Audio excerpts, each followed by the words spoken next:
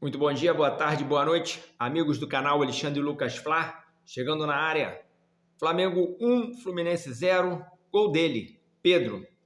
Gol do Pedro e o assunto Pedro está encerrado. Está encerrado a polêmica. Pedro falou, Felipe Luiz falou e a gente aqui vai falar também. Mas para começo de conversa, vou pedindo para vocês se inscreverem no canal. A plaquinha não pode faltar, né? A plaquinha tradicional. Se inscreva no canal Alexandre Lucas Fla. Você que está chegando pela primeira vez, muito bem-vindo. Se inscrevendo no canal, deixando o like. E o pessoal já da antiga, deixando o like, compartilhando o vídeo aí com os amigos, para o canal crescer, né? Dá uma força aqui para o amigo, para o canal crescer, para a gente ganhar visibilidade no YouTube. Vamos começar pela entrevista. Eu gosto de botar um pedaço da entrevista e eu vou botar um pedaço que eu acho interessante. Vamos nós. Vamos ver se está um volume legal e vamos lá. Boa noite, Igor Siqueira do UOL. Vou usar alguns termos da coletiva do jogo contra o São Paulo, posterior, né? Para te perguntar como é que foi o GPS do Pedro essa semana. Ele está te dando bom dia, te deu um abraço. Como é que está a relação de vocês? Como é que foi esse processo de decisão para que ele pudesse voltar à relação e fosse utilizado hoje? Eu não sei também se você vai... ele fez uma cobrança agora na saída de campo, né? Que o membro da diretoria pudesse também fazer alguma menção aí por conta da mensagem e tal. Você vai tentar trabalhar como intermediário nessa relação também com esse membro da diretoria?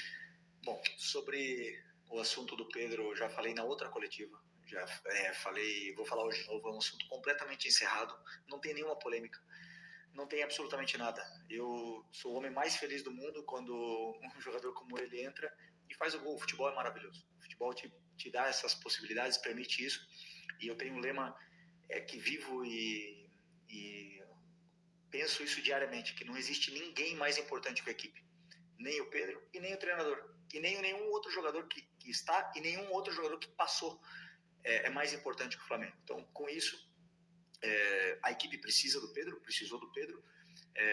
e hoje gostei não só do gol, né? Gostei da forma que ele se comportou defensivamente, da forma como ele correu, como ele jogou com os companheiros, esse brilho que ele tem, ele recuperou e a gente, como eu falei na outra vez, nós precisamos muito dele e estou muito feliz mesmo. Felipe, tudo bem? Bem, eu queria botar esse pedaço da entrevista que eu acho fundamental, né? Para complementar o que o Pedro falou na saída de campo. O Pedro deu uma entrevista longa ali na saída de campo, um desabafo, né? Ele ficou mais ou menos ali repetindo em grande parte da entrevista que ele tinha ficado magoado, que ele tinha ficado abalado com as notícias que foram vazadas, né?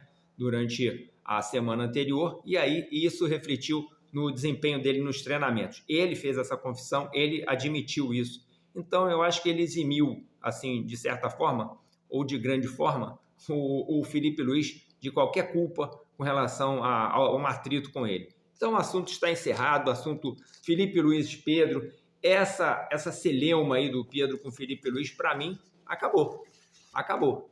Então, esses dois aqui, ó, trabalhando juntos pelo bem do Flamengo. Como o Felipe Luiz falou, nada é mais importante que o Flamengo. Nenhum treinador, nenhum jogador e também nenhum dirigente, né? Nenhum dirigente. Então, esses dois aqui precisam conversar, né? Essa conversa precisa acontecer. E esse moço aqui, ó, ele fica um pouquinho na berlinda, né?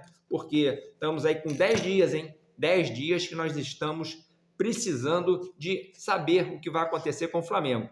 Tem um jogador que foi falado aí, inclusive vou começar a mandar aqui os abraços, né, para os amigos. Leila Bastos, Rezende, os amigos que estão sempre interagindo, né, mandando aquele alô para mim, vou estar sempre correspondendo aqui com vocês, né? E Dona Marlene Elias, né, que falou, só vai acreditar quando chegar, tá falando do Carrascal. Então, são esses jogadores, né, que a gente fica esperando, essas contratações, né, essas cobranças que estão sendo feitas, jogadores que não vêm, né, jogadores que não chegam. E aí, são 10 dias, nós estamos tendo aí baixas no elenco, hoje o Danilo sentiu, o Plata sentiu no aquecimento, estamos com o Pulgar fora durante muito tempo e a gente começa a se preocupar com relação a várias coisas. Mandar um abraço também para o Eduardo Cardoso, que botou na live passada, no vídeo passado, né, uma mensagem para mim. Alexandre, Felipe Luiz contra o Santos mexeu mal, Juninho e Cebolinha não deveriam ter entrado. Matheus Gonçalves precisa ser melhor aproveitado.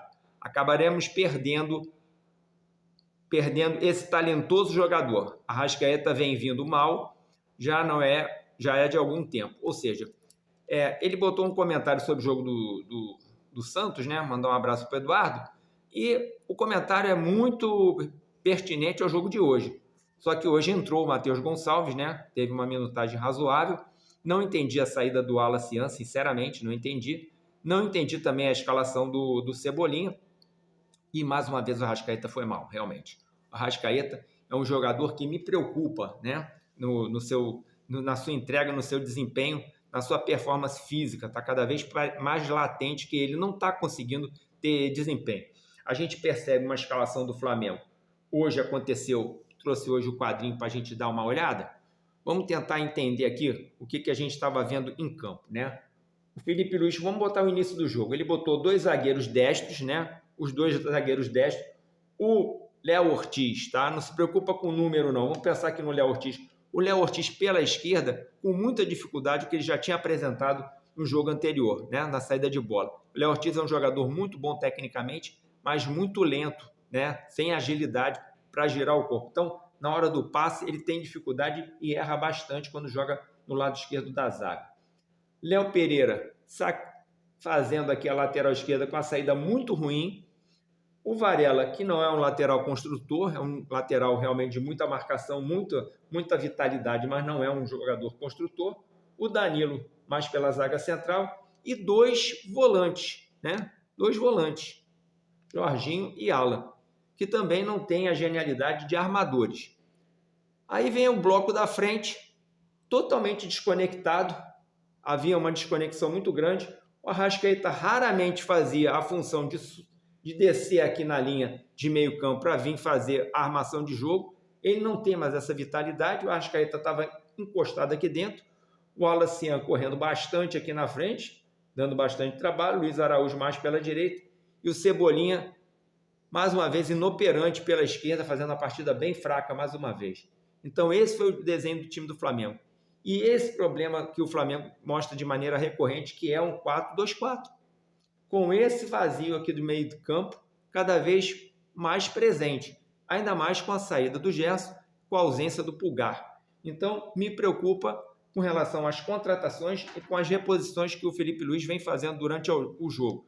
Mais uma vez eu falo, Léo Ortiz, um excelente zagueiro, mas é um zagueiro que precisa jogar um pouco mais protegido e jogar pelo lado direito. Me preocupa essa inversão dele para a esquerda. O Flamengo fica muito vulnerável quando acontece isso.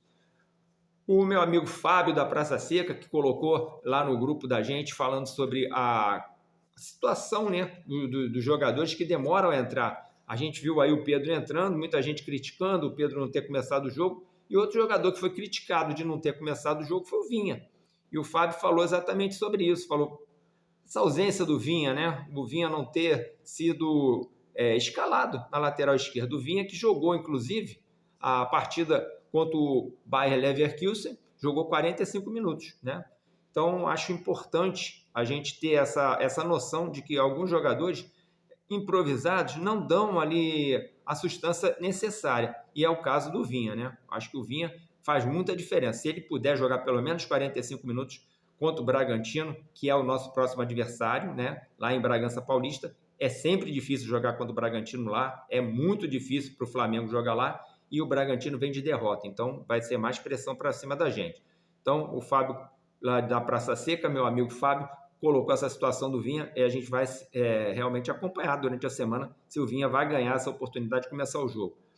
O Luiz Henrique, mando um abraço para o Luiz Henrique aí também lá do nosso grupo, falando sobre a entrevista do Pedro, né? Que eu não deixasse de citar a entrevista do Pedro. Não tem como, Luiz. É realmente a entrevista do Pedro eximindo o Felipe Luiz assim, de uma culpa, né? Ele, Pedro, assumindo que ele deixou entrar no coração dele a inconformidade, né, com que aconteceu o vazamento da notícia, que foi uma coisa bem amadora, né, por parte da diretoria do Flamengo. A gente vai lembrar que foi uma fala que deixou vazar depois que o Mauro César Pereira passou ali uma informação, né, de que o jogador Pedro estaria sendo oferecido ou posto numa suposta venda, caso viesse alguma oferta, um valor ínfimo de 15 milhões de euros, um jogador que você vai pensar bem, não pode ser vendido por um valor tão irrisório o nosso centroavante. Falando em valores, Richard Rios, né, jogador do Palmeiras, está indo embora para o Benfica. Parece que por 30 milhões de euros. O que importa para a gente, rubro-negro, é que o jogador tem parte, o Flamengo tem parte nessa venda, uma parte pequena, mas tem uma parte, não só na venda do jogador, como clube formador, o Flamengo vai morder aí, abocanhar uma fatia de dinheiro razoável. Razoável porque o Flamengo poderia estar ganhando um valor alto em cima do Richard Rios. Richard Rios foi um jogador muito mal aproveitado no Flamengo, me preocupa isso dentro do Flamengo, né? A gente lembra aquele jogo contra o Palmeiras, aquele jogo da época da pandemia, e o Richard Rios era o nosso lateral direito naquela partida. Então, alguns jogadores são praticamente doados no Flamengo quando estão na divisão de base, e aí depois você vê ele brilhar em outro lugar. Me preocupa isso. Caio Garcia foi embora, parece estar no Botafogo da Paraíba. Pode fazer um caminho parecido, daqui a pouco ser pinçado lá do Botafogo da Paraíba para um clube da Série A, né? E daqui a pouco está sendo vendido. Estou fazendo uma projeção que não é impossível de acontecer. Então é isso, minha gente. O vídeo é sobre Flamengo e Fluminense, mas eu vou pedir que vocês deixem o like, que vocês deixem comentários. A gente vai se estender durante a semana aí em outros assuntos. Eu vou passar aqui rapidamente agora para vocês também a tabela de como é que ficou a tábua de classificação, né? Que é importante a gente mostrar a tábua de classificação. Lembrando que os times não estão com a mesma quantidade de jogos, o que faz muita diferença. Vamos lá, tábua de classificação aqui para a galera poder acompanhar. Vamos botar para cá para ver se consegue pegar com luminosidade melhor. Deixa eu ver aqui. Agora foi. Firmou? Foi, né? É isso aí. O Cruzeiro na frente, Flamengo em segundo, o Red Bull Bragantino em terceiro e o Palmeiras pintando em quarto lugar. Como eu tinha falado no vídeo anterior, a gente fica atento no Palmeiras, hein? Palmeiras com jogos a menos, e o Palmeiras é sempre um adversário complicado e a gente ainda tem muitas rodadas pela frente. E vamos jogar esse jogo de 6 pontos contra o Bragantino na próxima rodada. Deixem o like, fortaleçam o canal, compartilhem o vídeo, tá? Para a gente crescer na plataforma. Mais uma vez, eu agradeço a presença de todos. Canal Alexandre Lucas Flá na área, a gente falando sempre sobre Flamengo, mas no próximo vídeo, nos próximos vídeos, muito assunto sobre qualidade de vida. A gente botou um vídeo aí com a nota nutricionista. Em breve, novidades. Acompanhem, deixem um like, fortaleçam. Até a próxima, se Deus quiser, tamo junto. Saudações rubro-negras, Flamengo 1, Fluminense 0. Sempre bom, né? Um abraço.